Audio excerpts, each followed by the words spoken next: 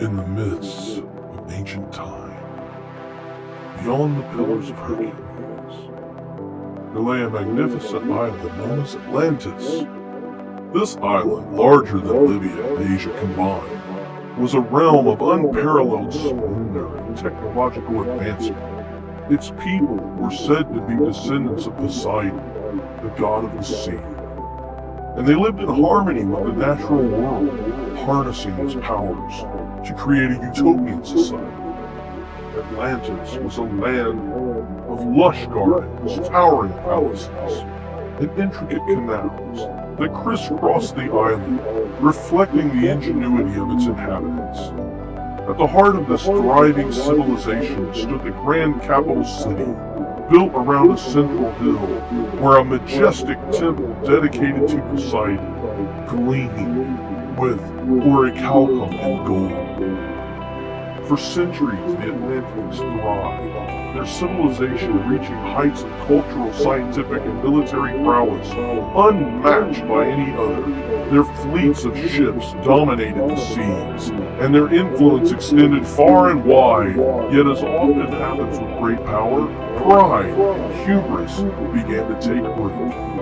The once noble Atlanteans grew ambitious and corrupt, their hearts filled with the desire for conquest and domination. They waged wars against neighboring lands, their armies sweeping across continents. And the gods watched in dismay as the Atlanteans strayed further from their original virtues.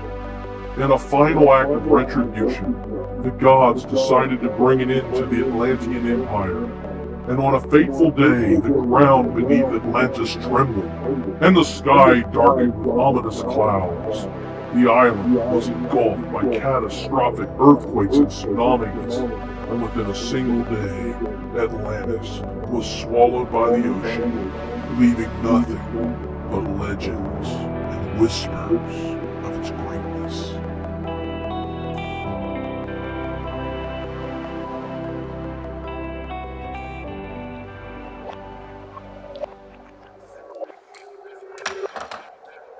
Kingdoms rise and empires crumble, and the knowledge and wisdom from past ages are lost to the foggy ruins of time.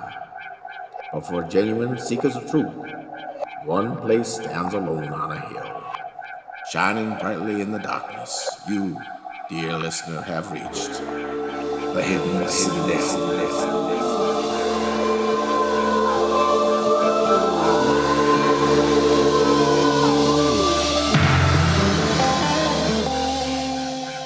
All right, welcome to the Hidden Citadel. Yes. I'm your host, Willie Minix, and I'm with your other host, Greg Kemp. Greg Kemp, that's right. And today, we it's been a week or so since we convened last, and we've kind of forgotten what we told you we would talk about this week, so we're just going to talk about the stuff that we've kind of been looking at this week so that you can hear about it too. I have been listening to Joe Rogan's interview with Jimmy Corsetti and Ben Van Kerwick from 13 days ago, where they talk about the pyramids and they talk about Corsetti's understanding that Atlantis might have been the reshot structure, or at least the capital of Atlantis was the reshot structure. And from what I understand, you haven't heard about any of this, right? No, I can't wait. Okay, so let me just get into the kind of an overview. So there's a place in Mauritania in Africa called the Eye of the Sahara. Okay. And astronauts use it as sort of a navigating point sometimes whenever they're up in space. And it looks like a big eye. It's just a bunch of concentric circles, but it's kind of a bluish color from above. And apparently, to the west of the reshot structure, you can see where apparently the water at some point in time has come in and just left a big mudslide right down into the ocean. And the entire thing matches basically the dimensions that Plato described that Atlantis has. It was a ringed city with so many rings. that it basically ended up being a mud plain after the cataclysm that destroyed it. That it was a land filled with gold and elephants, and Mauritania is known to be a place that's filled with gold, and it used to have elephants there. That the stones of Atlantis were all made out of red and black, and I think white, red, black, and white stones. And in Mauritania, all the stones are red, black, and white. Oh, that's really cool. And it's like, he's got just tons and tons of information on one of his videos that I watched about just how closely. The only difference between Plato's description of Atlantis and what the reshot structure kind of demonstrates is the reshot structure is way bigger than Plato's conception of Atlantis.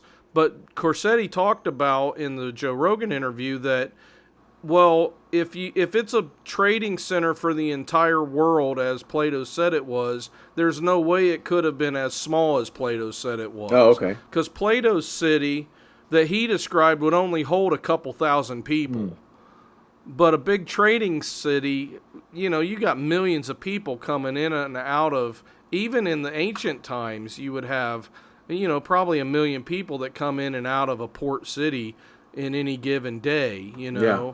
So he was going over how he thinks that there's a lot of evidence, surface level evidence that shows that could have been Atlantis and that it was wiped out by a big catastrophe like a global flood. Right.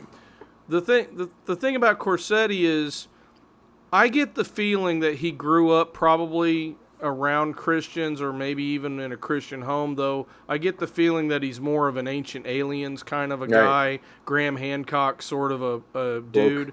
Yeah. But he seems to, when he quotes stuff out of the Bible, he seems to be quoting it correctly, whereas a lot of the Ancient Aliens guys misquote the Bible, whenever they use it. And he talks about Noah's flood. His thinking on Noah's flood is that it was a localized flood to the Middle East, but before Noah's flood, there was the Younger Dryas flood. I'm trying to figure out, I think the Younger Dryas flood was a global flood, but I think that might have been Noah's flood, but I don't really have that all pieced together in my head yet. Yeah. I don't know if the Younger Dryas period was as far back as what they say it is, or if maybe there's something in the Bible that we don't quite understand that pushes Noah's flood back into that. Or it could be the idea that in the beginning God created the heavens and the earth became without form and void, as some people say it can be translated. Yeah. And it's like, okay, well, so he had a creation, it got wiped out, he recreated it again, and then he built the Garden of Eden, during that time period. I mean, I don't see that. I kind of disagree with the answers in Genesis people that you have to, that all of their evidence demonstrates the earth is only 6,000 years old. I think all their evidence, really, to me, what they've convinced me of is that Noah's flood happened about 6,000 years ago. Right. Which, the thing that they argue about is, well, that can't be because then that makes the dates of the Bible wrong. And if it's God's inspired word, then the dates can't be wrong. And my whole thinking about this is, I don't think the dates are necessarily wrong, but I do think that maybe the way we understand them could be wrong. I mean, just one simple thing to consider is you have dates in the Bible that are based off of a calendar in some situations that only had a 360-day year. So that right there is going to put it off from our calendar. And from our perspective, we might say, well, that's wrong. Right. Well, maybe we're wrong. We don't... I mean, I don't think we're wrong. I don't think they were necessarily wrong either. It's just that when you're trying to date something, that's not a very specific thing to do, and it's not really the way that God speaks to people. Whenever you look at the prophets, when God gives times and stuff, it's accurate. Times and seasons, Well, not only is it accurate, but it's also hard to figure out. Like, look at Daniel when he's like, there'll be a time and half a times. That's and not specific, then right? This, and it's, But yeah, those things, they're like, well, what does that even mean? And so my thinking is, what if God always speaks like that? And it gets back to our topic about the fairies, because when somebody was taken by a fairy and they went into the other world, then all of a sudden 7 or 10 or 20 or 100 years has passed when they come back to Earth, and they're like, well, I was only away for one night dancing with the fairies, and now 50 years. Rumpelstiltskin is another, or not Rumpelstiltskin, the Rip Van Winkle is another version of this, where he goes to sleep with, I don't remember the whole Rip Van Winkle story. Was it dwarves or something that he went bowling with? I can't remember. But and when he woke up, but this goes back to what basically all this time had passed. We have talked about this, that there, the manipulation of time, the interpretation of time, the assignment of time, even the condemnation of time is very much prominent throughout Scripture. I mean, God being outside of time and then interacting with us is the same as a time machine, because he's going from outside and projecting himself. It really is. So, but there's the condemnation of time, because time has been ticking on what we have left. Everything, the time that we have left here on Earth, the time before Earth is destroyed, before there's a new kingdom. I mean, there's the condemnation of time. There's the projection of time, because there are those who are from, outside of time being put in, such as men of God, angels, and that sort of thing. And you definitely have that. But then there's also, I think, there's some divisible and divine math. What I mean by divisible is there are times where it seems like you're taking something that was in an entire. If you look at just the basic like entropic principle of the second law of thermodynamics, things are falling apart. Well, in a world full of mysteries, one podcast dares to explore the unknown. Welcome to the Hidden Citadel, where secrets are uncovered and the explained is explained, sort of. Ever wondered what really happened at Area 51? Or what lurks beneath the Bermuda Triangle? Maybe you pondered the mysteries of why your socks keep disappearing in the laundry. The truth is out there, and so is the perfect t-shirt for every truth seeker, mystery buster, and sock loser. Get your official Hidden Citadel t-shirt today. Whether you're chasing UFOs, decoding ancient texts, or just trying to figure out where you left your keys, this shirt has got you covered. Literally. Mysteries may be hidden, but your style shouldn't be. Order your Hidden Citadel t-shirt now and wear the unknown with pride. Available now in all sizes, but hurry before they mysteriously vanish. Things are falling apart. Well, if they're whole and they're deteriorating, then they're being reduced. Now, is there a time where man was living 900 years, 600 years, and then it was told he was going to be living like not as long anymore? Yeah. But then it's almost like, you wonder if there's the divisible and divine here. Divisible meaning reduced, but divine meaning that God's one day is 1,000 days. So wait a minute. 1,000 years. Was it 1,000 years? So is that? Do we enter that into the equation and realize that maybe the years were longer? Maybe there was a greater amount of time per person, per basically season. But even a season. Let me ask a question. Seasons. Okay, I want to understand what you're saying. Are you basically saying that it's possible that when the Bible says that somebody lived to be 500 years old, that you're saying maybe it could even be longer than that? Yes. If God's time is, so maybe it's 5,000 years that the guy actually lived. Well, let's look at all. But then we'll have to enter that variable into all equations, including when there's a season, when there's a month, when there's the day, when there's like these different things. Like you go throughout like Jeremiah and the prophetic chapters of they'll say it happened during this time, during this month, and that sort of thing that it's going on. But it seems like a lot of things happened. That's true. That little, I mean, it seems like a year of information happened. Yeah, but within the that other day. the other part of that to say though is like, look at D-Day. The Norman invasion was one day, but how many?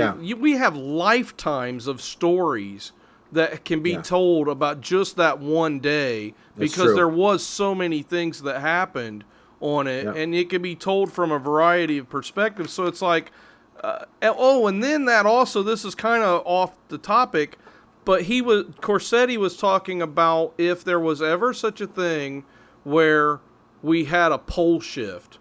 He said this is what it would look like. The sun would stand still in the sky, and then the wind would start whipping by it like 1,000,000 miles per hour or something like that. And I was like, wait a minute. We have a recording of when the sun stood still in the sky. I wonder if it was like a pole shift that happened during Joshua's day, you know? Yeah. I don't know. There's so many interesting things. But it does seem like things used to have...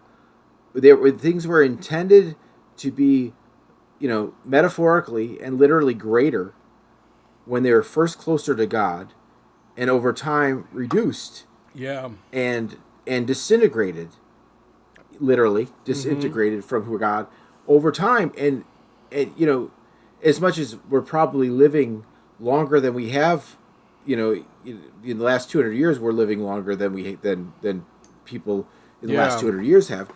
That's not a compliment, meaning a statement of good, or a statement of a trophy or an accomplishment compared to where we were. Now, it does say that things that in the last days, things will advance across the world very quickly. All right, can you hear me now? Yeah. All right. Good. What were we talking about before FaceTime so rudely interrupted us? The possibility that that there were greater I don't know. I just still you were just bringing up something else, but there's possibility that the application of numbers to descriptions in the Bible may have been greater. I know what I wanted to say. This is a good place to bring up something that I would like a little bit of credit for. Years ago, I wrote an article because I compared the numbering of a lot of the stuff that was written during David's reign. So in 1 Kings, Samuel, 2 Samuel, I compared the cubit, the royal cubit of Egypt, to the Hebrew cubit. And what I found out is when you do the math and you compare the Septuagint using the royal cubit and to the Masoretic using the normal standard cubit, a lot of the math just lines right up and everything is exactly the same. So I wrote an article about this. I sent a link to Dr. Heiser way back in the day, and I don't think I heard back from him. I think I also sent a link to Dr. Brown, Michael Brown, and I never heard back. But lately, I've heard a lot of different people on prophecy videos and on YouTube talking about this and how it lines up and all that stuff. So I don't know if other people have done the math independently of me, but I did it like it was about 2012 or 2011 when I did that and published it, and it's somewhere on my blog still on there, the article. But basically, I thought that was fascinating because for years liberal scholars kept saying, well, this proves the Bible's not accurate because the Septuagint numbers don't add up with the Masoretic numbers. But in fact, they actually do add up exactly. Like Goliath, when the Masoretic says he was 9 feet tall, and the Septuagint said he was like 6.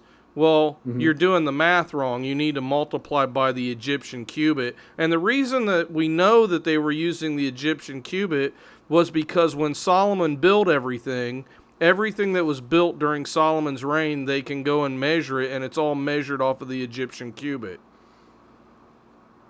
And that's amazing. Yeah, and so you can look at the tomb, for instance, that Solomon built for one of his wives. She was an Egyptian, the daughter of one of the pharaohs. He married her. When she died, he built her tomb based off of the Egyptian royal cubit. 21, I believe it's 21 inches or thereabouts, as opposed to 18 inches. And you would think, well, what's the big difference between 18 and 21? But when you start multiplying it over, several feet, then you get a big discrepancy. Right. So the numbering in the Bible is like, it bothers me when I hear fundamentalist type Christians, and I mean, I consider myself an evangelical. I think a lot of liberal people would consider me a fundamentalist, but I look at other fundamentalists and I'm like, gosh, you guys are dumb. It's just like, especially like the flat earthers and people like that. I'm like, I talked to one flat earth person and I was like, my uncle went on a mission trip where he was preaching in a lot of different places around the world. He flew from Indiana all the way to Vietnam. And then from Vietnam, he had to fly to Germany, I think, from Germany to England, and then from England back to Indianapolis. And he did that by circumnavigating the globe. If the world was flat, you couldn't do that. And they were just like, well, how do you really know? I was like, because you can tell when you're flying. It's like, I know. You can just look out the window of a plane and see that the earth is round. It's so bizarre. We're in a really, goes back to what I was saying before, that, there's, I think it's in Isaiah where it says that things will start moving like very quickly, and information will move quickly across the globe. That's in Daniel. That whole thing. I think. That's in Daniel. Yeah. So right, and you just get that. We're like, it's the end game now. I feel like it's just it's a different. It feels like a different equation than Jesus changed the equation essentially. That's true. And let me pick your brain about a couple other things I've been thinking of. All right. So I'm going to be teaching a class on World War II history. But we're in a strange thing, right? There are people, and I watched this guy named Billy Carson. I don't know if you've seen him. I don't think so. And Terrence Howard, remember the actor Terrence Howard? Yeah, I watched his interview. It was strange. Right, but his philosophizing, his association of principles, it's seemingly accurate, but then it's logically accurate, but not truthfully accurate. Yeah, that's exactly. Okay, it makes sense, but it ain't right. But what do we know about these times that we're in? That let's say that good will become evil and evil will become good. People have convinced themselves, and they convince themselves because they have faulty information that's the knowledge that it talks about, the increase of knowledge. It can be faulty knowledge.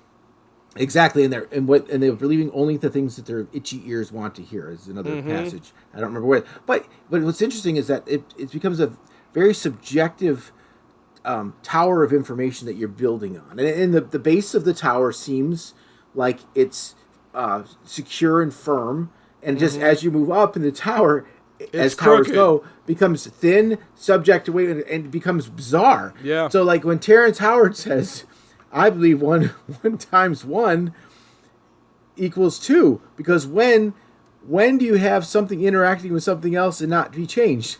I'm like, but the guy he's talking to doesn't, from what I can tell, does not bring it back to, this is not chemistry. This is reasoning. And the literal meaning of one time of something means one time of Terrence Howard. Yeah. Means there's only one Terrence Howard. Right. That's what that means. 2 times of one thing equals there's 2 of Terrence Howard. Yeah, it's a multiplication. But it's a semantic more than anything else. It's a way of reasoning. Well, Neil deGrasse deGrasse chemistry, like he's saying. Neil deGrasse Tyson kind of ripped into him about that.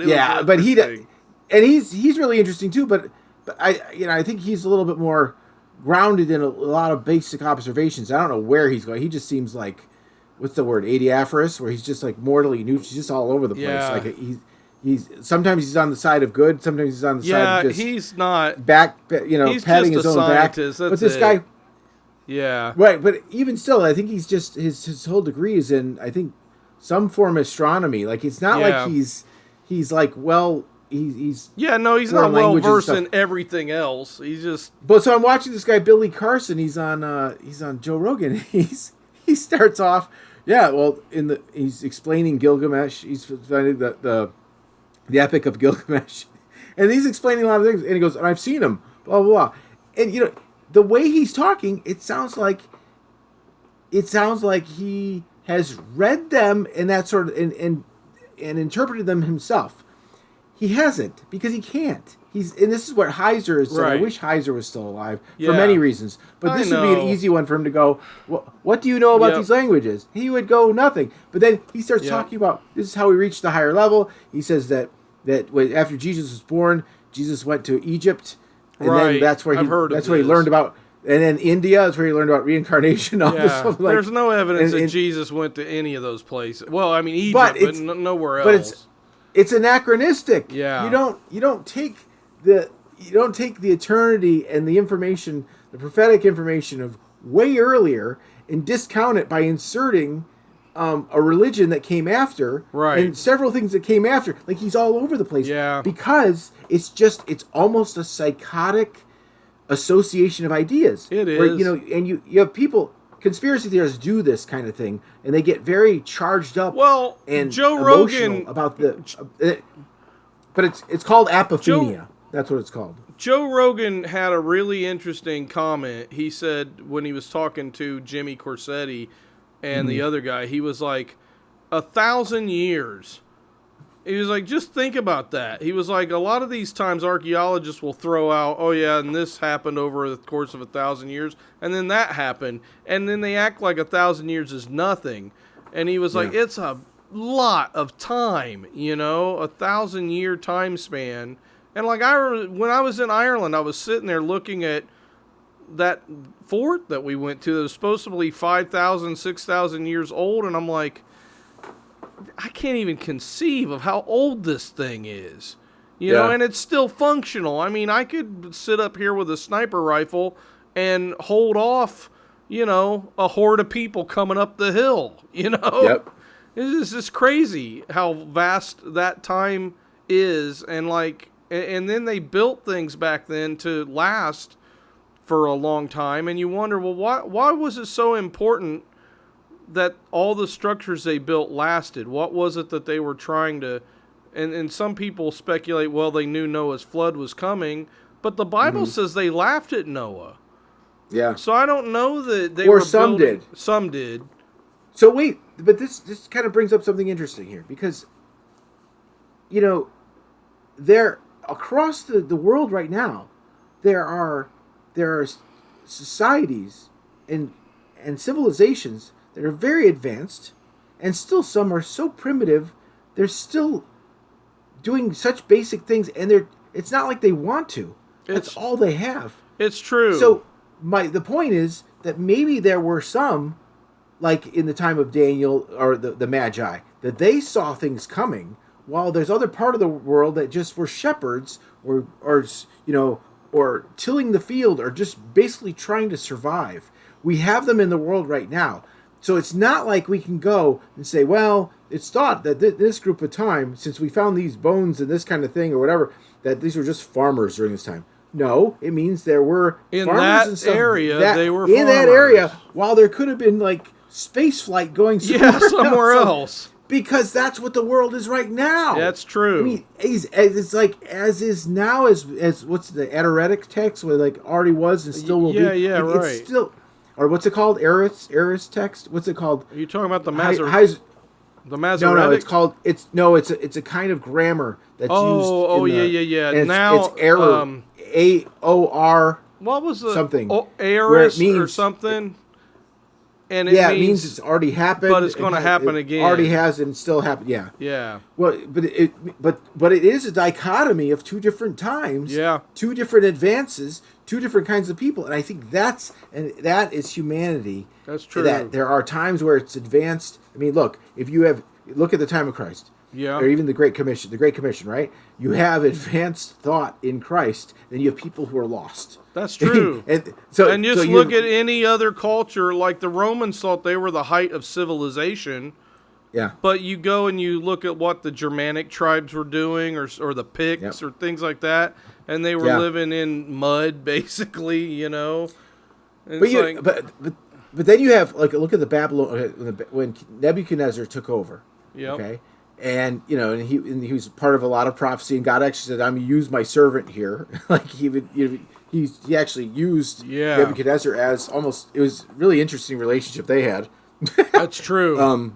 But all the while that Nebuchadnezzar is doing whatever he's doing, the Medes were developing a more superior army, tactical advanced strategy, everything, so that the greatest army in the world, the Babylonians, were now almost like Microsoft was to Apple when Apple, like, it's just all the while that Microsoft is seemingly advancing, there's something else going on that's greater. It's like all the while that and then we don't even know what's going on in the classified stuff too. Like they're way ahead of Microsoft, way ahead of Apple, way ahead of anybody, and who knows what they have hidden away somewhere. I want to pick your brain. Oh, go ahead. Wait, one more thing, because Heiser brings it up, and we have to defer to Heiser. We have to defer to Heiser. It's just part of our doctrine here, doctrinal notes. But he talks about UFOs, and he said, well, if you're going to talk about the technology has been around. Or at least these things that people have seen, discs and flying triangles and that sort of thing. The Germans had it. Like he talks about that. It's been around. II. So if you have that advancement going on at such a different age, like 100 years ago, right? Then it's like you again. We're in kind of a an interesting intersection of things where we're considering that we might be advanced, but realizing that there has been this advance for a long time, just not open to everybody or not being used, and who knows what for, and who knows if there is greater civilizations occurring right now at the same time as we are. And you and I have talked about that, almost that swirl idea. Yeah. That brings up you've connected kind of where I wanted to go anyway. So I'm working on my syllabus I'm going to be teaching a class called Indiana Jones and the Rise of Evil, and it's basically a World War II history class, but kind of a civics class too, about courage, why Indiana Jones wasn't a bad guy for killing Nazis, even though he technically was sort of freelancing, maybe not in Raiders, but probably in like the Holy Grail. He's out there beating up bad guys and all this stuff. We consider him a hero. Here's what I'm looking at in my research. The tribulation period, some people argue that it's a 7-year time period. It's also called the time of Jacob's trouble. It's also something that leads to a lot of prophetic events being, it's also, being, I can't remember my train of thought. Signs and fulfilled, wonders. I guess. Yeah. It also is something that it's the worst time of war in the history of the world that has ever been, and it will never be like that again. Yeah. I was looking at World War II, and I was looking at a map of World War II, and I saw a map of World War I, and I'm like, yeah, that's not really an entire world war. You can kind of say that it was. I saw the map of where all the fighting had gone on in World War II, that literally the entire world was at war during World War II. Also, it was a 7-year time period from the time that Hitler invaded Poland until the war was over. It was a full 7 years. It was the worst time in the history of the Jewish nation ever, where the Jews were attacked. They were systematically slaughtered by the millions, and it's like, and I'm like, you hear people talk about, like Tim LaHaye will talk about, oh, when the Antichrist comes, it will be way worse. But I'm talking, one of the things that I'm thinking of is, I wrote about this in my book, Hard Rain, is that a lot of times when you're talking about prophecy, what you're talking about is a prophet is like a guy standing on the top of a mountain in a mountain range, and he's looking out, and he sees something way off in the distance on this mountain peak, and then on the next mountain peak forward he sees something, and the next mountain peak forward he sees something, and the next mountain peak forward he sees something else. But he doesn't tell you about the distance of the valleys in between the mountains. And so you can't really go by what a prophet says and say, okay, this is sequential. This is how it's going. I mean, you might be able to say it's sequential, but you might not be able to say this is going to happen immediately after that happens, and that's going to happen immediately after that, because we don't know. The nature of prophecy is that there is an unspecified time in between the course of these events. And so my question that I've been pondering is, what if World War II was the Great Tribulation? I mean, what does that mean for Bible prophecy for the rest of us? I mean, we still have, they gave life to the image of the beast. That part is still to come, which that didn't happen in World War II. I think that's a direct reference to AI. Yeah, but there could have been something developed at that time. Maybe. I'll tell you what was developed at that time that put it in motion. If you've ever read the book IBM and the Holocaust, you've got the tattoo that the Jews that IBM computer that they made to tabulate everybody's tattoo is what all computers are based off of nowadays. Yeah. And then that's where AI came from. So the Germans developed the beast, the computer.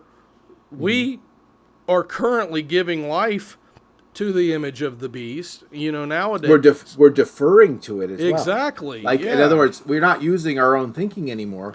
No. We're going with the thinking of what is random, godless, amoral, and chaotic. Yeah. It's not becoming, the multiplicity of options, and it's almost like the idea of a chiasmus, which means to mark crosswise. If you mark something in front of you, that means you're going in the direction you're supposed to be, marking the places that you've achieved and looking back and seeing the distance. If you mark crosswise, it's marking, but you're going sideways. You haven't advanced anywhere, but it does feel like cosmos or order. Yep. But it's really is chaos. Yeah. It's chaos in the midst. It's cosmos that's in the midst of chaos. It's still chaos. Yeah.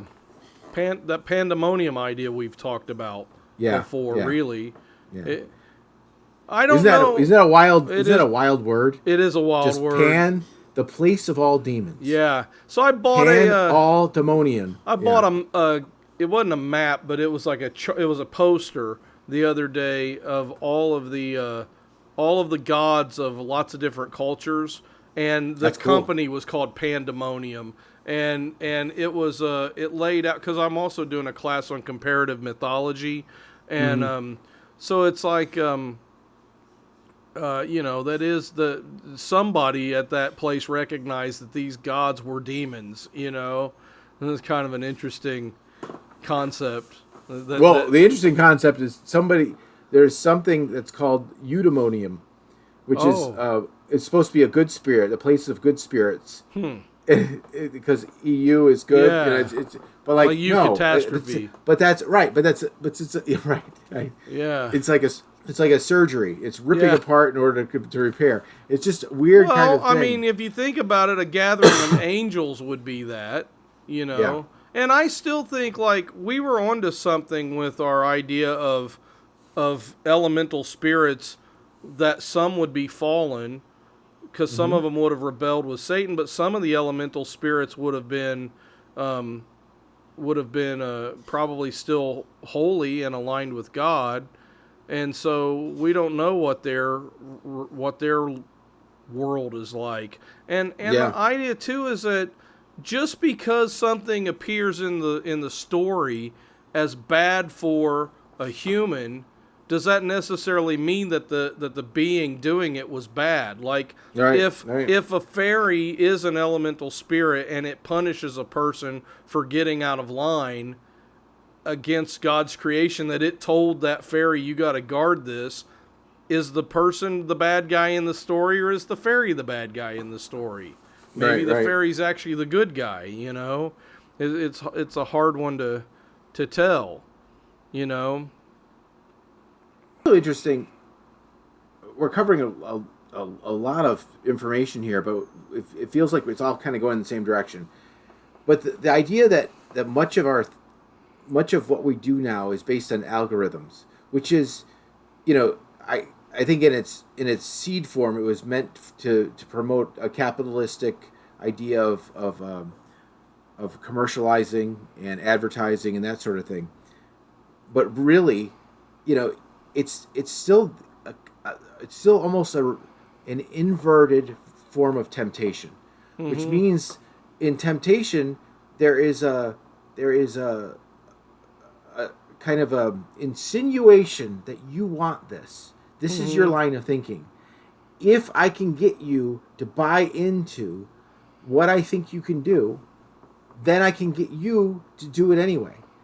An algorithm is saying, this is what you tend to do. Why don't you do more of it? Yeah.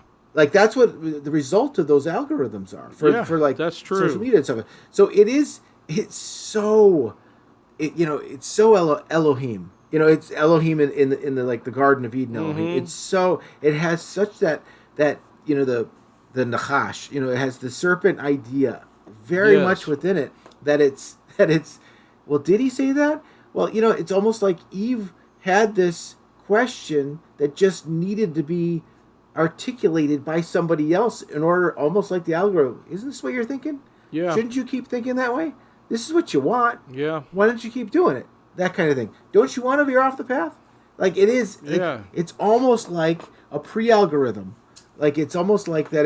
This is what you.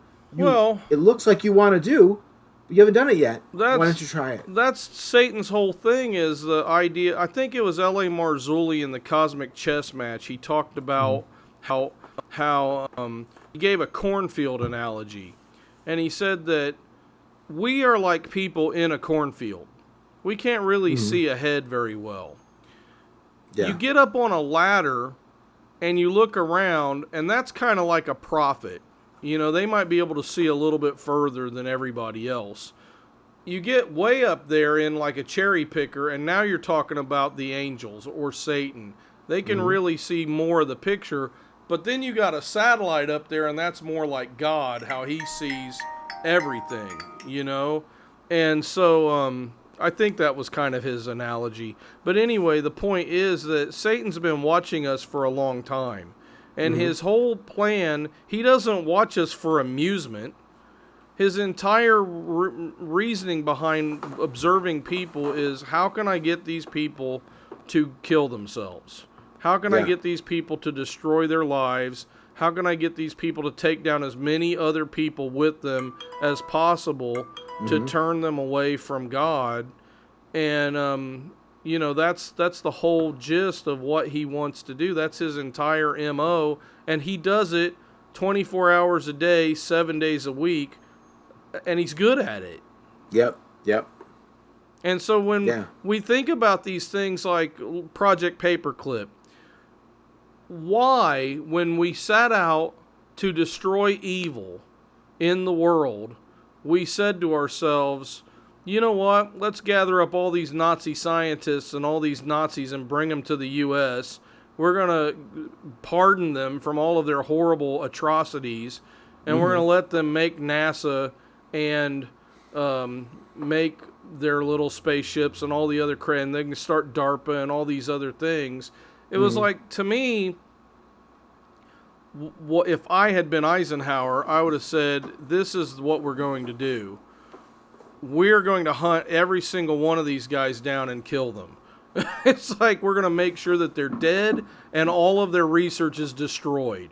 Yeah. Because it was demonic, evil research, and it's like, I guess you could say that we've got some modern conveniences that have come as a result of all of that stuff, but at what cost? At what cost? Right. But I mean, we have that kind of reasoning. There's that kind of reasoning in politics, and it has to do with cognitive dissonance reduction, where you're kind of against something, but then what you do is that feeling that you have, well, I'm kind of against it. So I have two prominent things: what I know should be and what is available to me, and what I have to do is do something with it.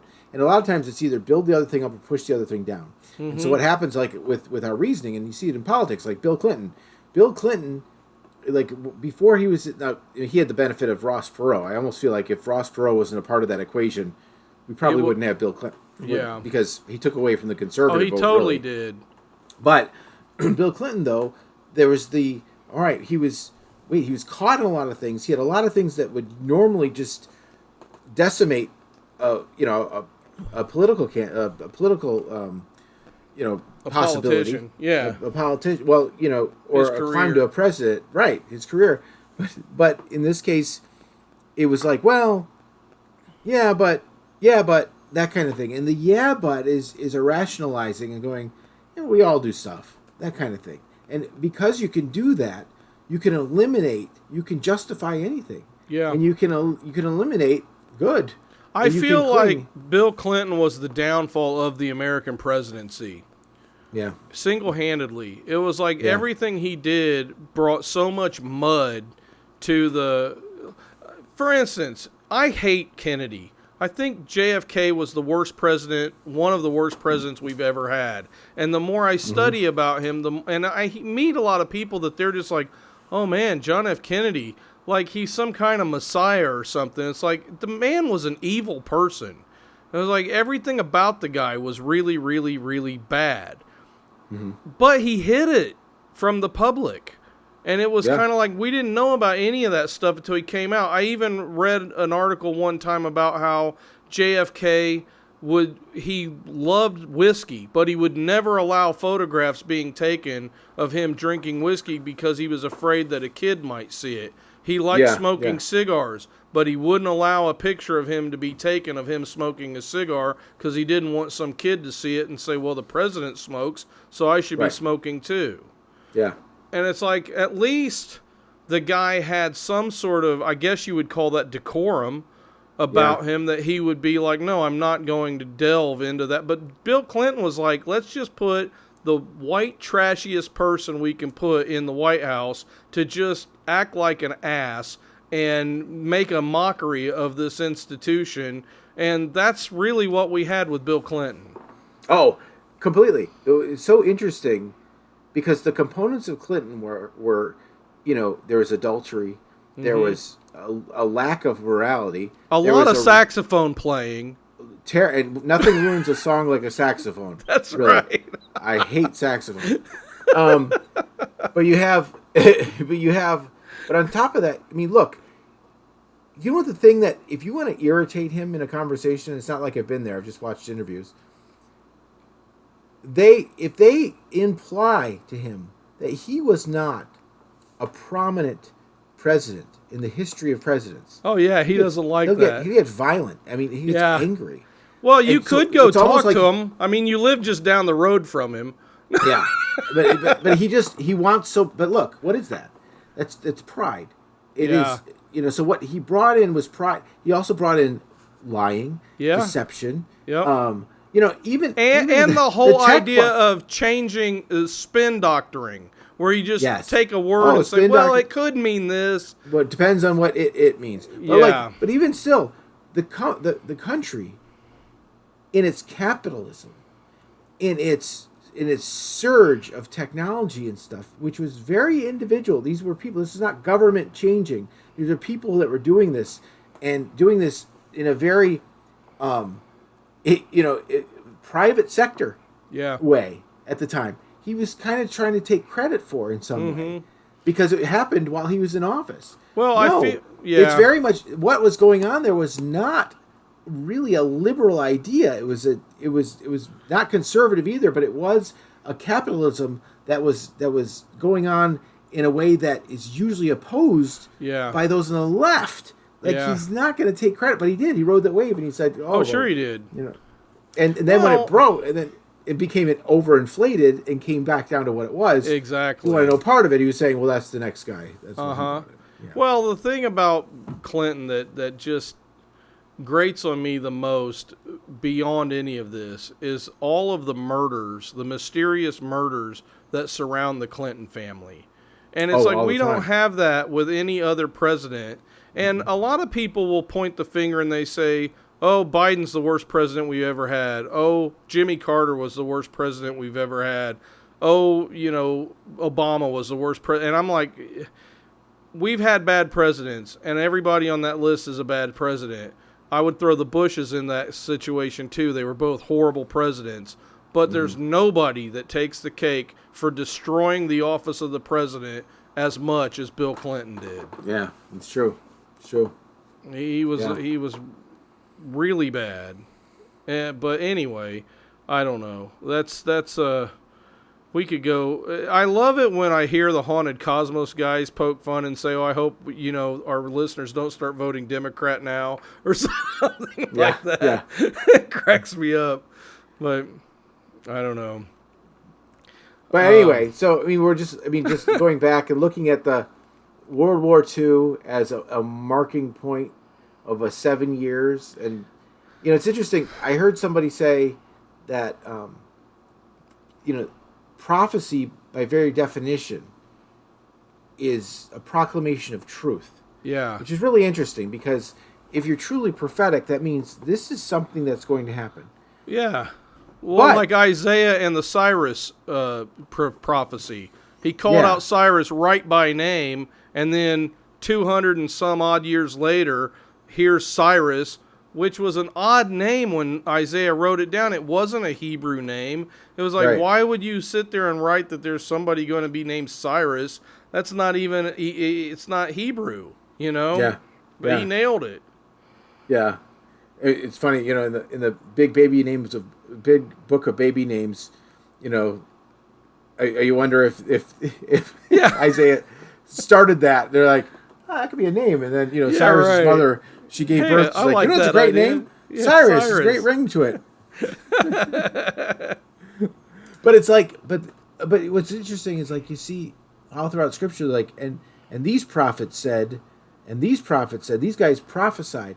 Mm-hmm. And so I'm just wondering what they're saying when they're prophesying, and if prophecy means the proclamation of truth, what are they saying? Like, and why are we calling that prophecy?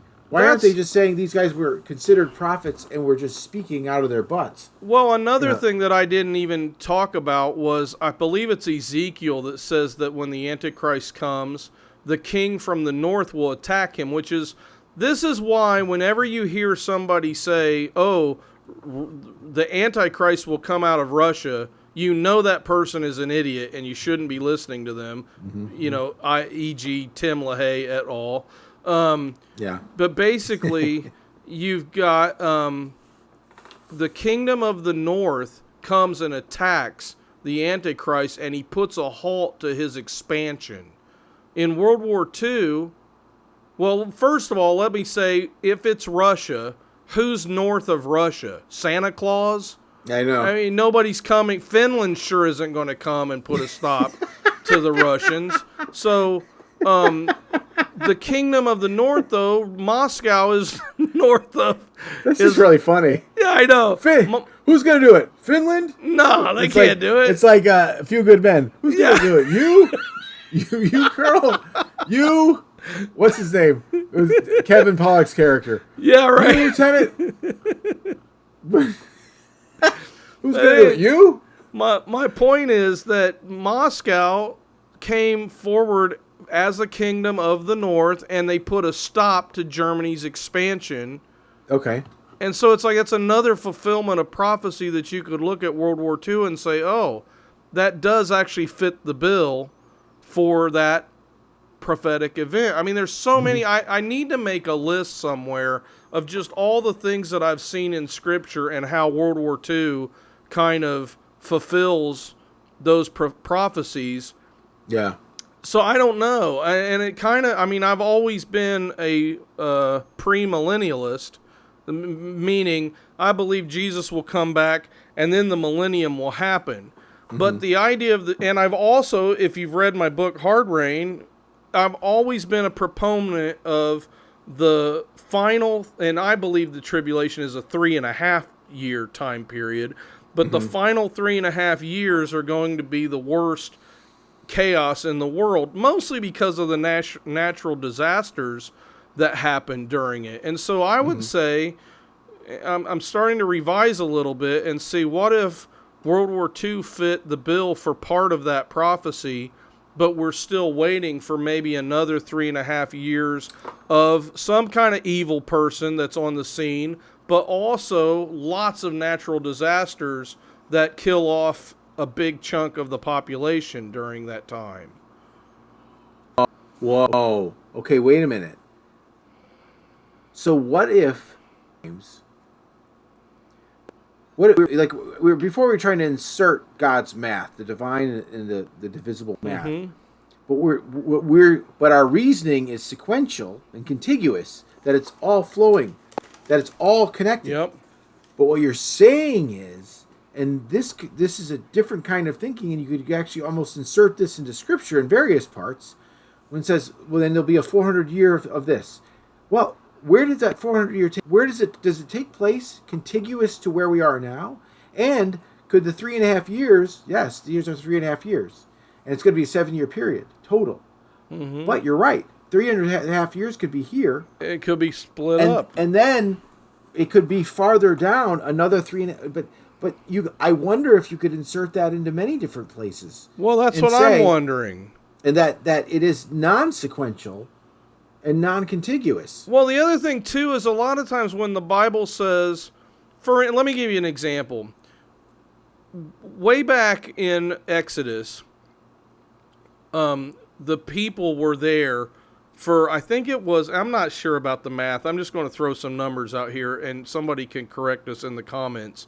But basically, there was a certain time period when the children of Israel were in Egypt. And I think it added up to like 285 years or something like that, or maybe 300 years.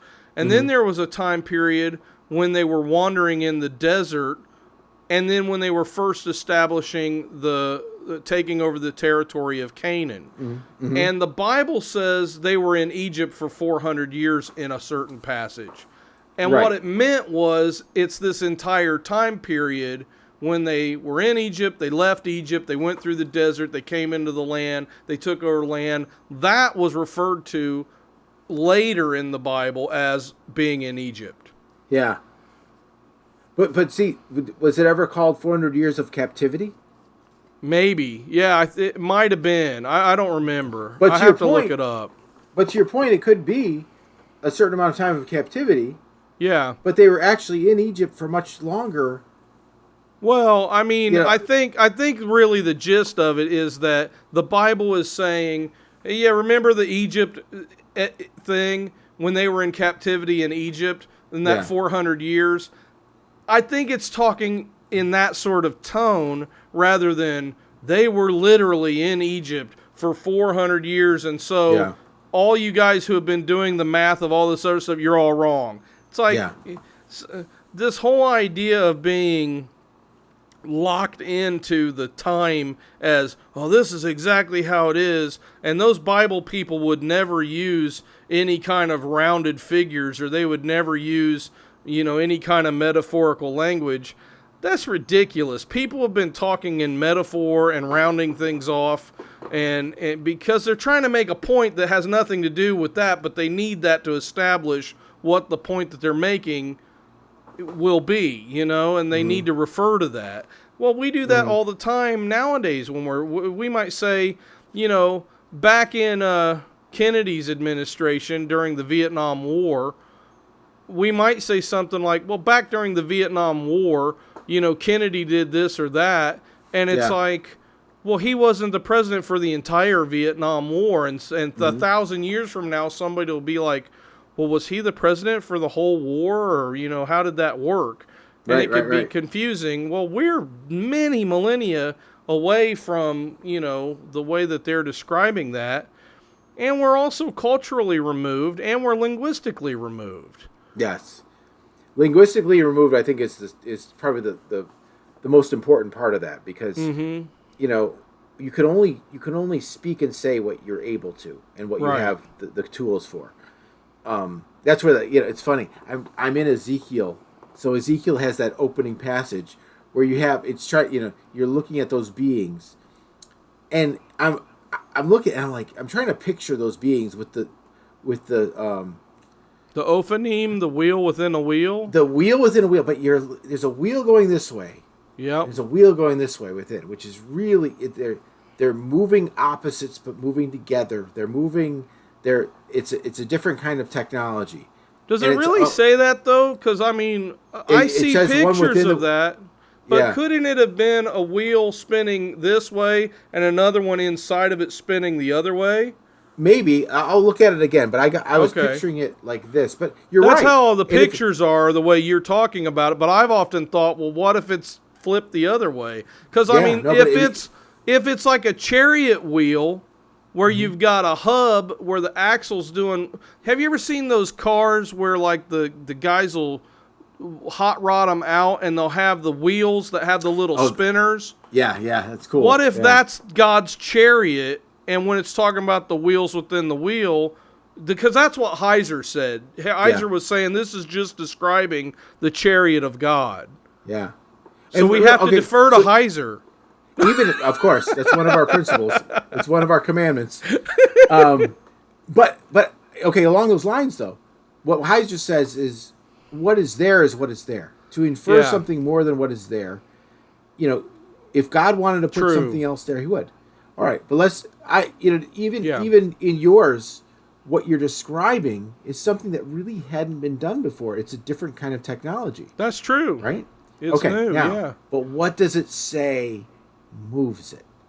The spirit within it. Spirit, and it's not a capital S spirit. Yeah. The spirit, the Elohim within it, takes the technology and moves uses it where it wants it to go. That's what we are in right now. Yeah, that's pretty amazing. That's true. We think that there's a passage in Christopher Marlowe's The Tragical History of the Life and Death of Dr. John Faustus. It's the original Deal with the Devil story. And which is really interesting because the deal with the devil was he wanted a ring that makes him invisible, which is really interesting. But anyway. Oh, that's interesting. Yeah. It's been a long time since I've read that. I forgot about that. Well, what's interesting is in his deal with Mephistopheles, it's all going. He makes his deal, and Mephistopheles is giving him everything he wants. And then at one point, Dr. Faustus kind of teases Mephistopheles and says, "Who made the heavens?" And all of a sudden Mephistopheles turns to him and says, "Move me not," which move is the word for do not anger me. Don't make me mad. Yeah. Well, right, but it's all fun and games here, but you're not in control. I'm in control. Yeah. That's where we are right now, that we are creating these wheels and going, "Wow, look what we've created." But it's a spirit that's telling the wheels to be made. And think about this too, when you're a kid and you're on the playground and you're running around and jump onto you're in control of pushing the merry-go-round until you jump on it and then you try to jump off. And that merry-go-round is going so fast and you're like, how did I get it going this fast? And you, as a kid, you don't understand. Yeah. And then you're trying to jump off and you break your arm. Right. This feels autobiographical. I didn't break mine, but I've seen it. But I love. He says, "Move me not," and you just get the feeling. Oh, it's all. Hey, do not push me here because I'm still Well, that's why we're not. It's like the reverse of Aslan. That's what we're told to flee Satan. Yeah. And temptation. We're not supposed to sit there and argue with it. Don't hang out with it, and don't compromise with it. Don't negotiate with it. Because you're going to be hurting if you do. Right. Don't graft it to you, thinking that you will control it. It will control you. That's why I'm in my class on Hitler.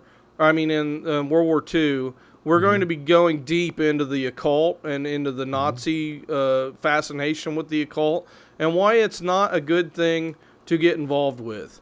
Because you look at people like man, my whole ministry has been dealing with people who were involved in the occult. It's like, I don't know why, but ever since I was a kid, I've known people involved in witchcraft. And maybe it's just from growing up in the Midwest or something. There's more of them out there. I don't know. But it's like, if you look at the lives of the great occultists, they don't end well. Look at Aleister Crowley, eaten up with syphilis, running around muttering to himself, I don't understand, you know, because he wanted to get in touch with Hitler because he thought he was supposed to be the Antichrist, but to him it appeared that Hitler was the Antichrist, and he was like, I think I've been ripped off here. You know, you look at a lot of these other people that you know, dabble in. I was listening to Robert Plant talk about how he felt like all the occult things that Led Zeppelin had gotten involved in is what led to his son dying. And he was like, I'm out. I don't want anything to do with this after his son died. You look at Jack Parsons, you know, blows himself up in his laboratory because he's, you know, who knows what kind of weird experiment he was involved with. But he was, him and L. Ron Hubbard were always, you know, doing some kind of strange occult thing out there. You know, it's like there was a lot of the people, when you study their final trajectory, it's not good when they go down that road. You know, it's a lot of times chaos, it ends in madness, disintegration. Yep. Yeah. And they die. Yeah, a lot of times they die young. It's it's not a good thing. I don't know, but anyway, I'm going to be talking in that class about you know, Himmler and the Ahnenerbe and all of the artifacts that they were looking for, and why they thought that finding these artifacts were going to give them some sort of legitimacy, an advantage, but also legitimacy into why they were the chosen race. They were the descendants of Atlantis. And they were the ones who could decide who lived and who died because they were above everybody. When all that came from Darwin and Darwinian evolution, because Darwin's whole theory is the idea that some people are better than other people. Yeah. But the Bible doesn't say that. The Bible says that we're all saved through the grace of Christ. And fearfully and wonderfully made. That God I think we need to talk about that next time. We need to talk about that. Because Noah's explaining to me, because he has to learn it he's in a doctoral program, physical therapy, and he's just like, you know, the intricacies of the nerves, and he's explaining how there are clusters that can only go through one hole in the bone, and there's another one that controls where they go. To even entertain that chance could develop that. Is unbelievable.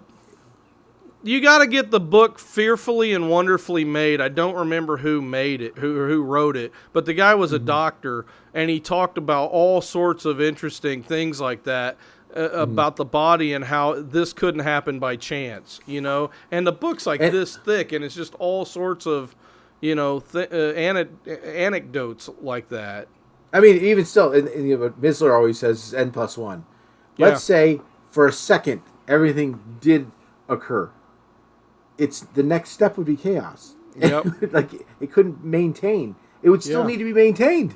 Exactly. Like it would still. The Bible talks about God maintaining it all in His hand. Yeah. You know. Yeah. And Colossians talks about it was all made for Christ and through Christ and by Christ. You know. That's awesome. It's amazing. So I'll have to get going here. All right, people, you've been listening to the Hidden Citadel. I hope you enjoyed this one. Come back next week when we talk more about the strange world that we live in and And if you have interesting ideas, feel free to pitch in the comments. Yes. We might or might not actually respond back to you. It just depends on how busy we are, but you guys can talk amongst yourselves and and keep going with the conversation. We'll see you next time. Thanks for coming.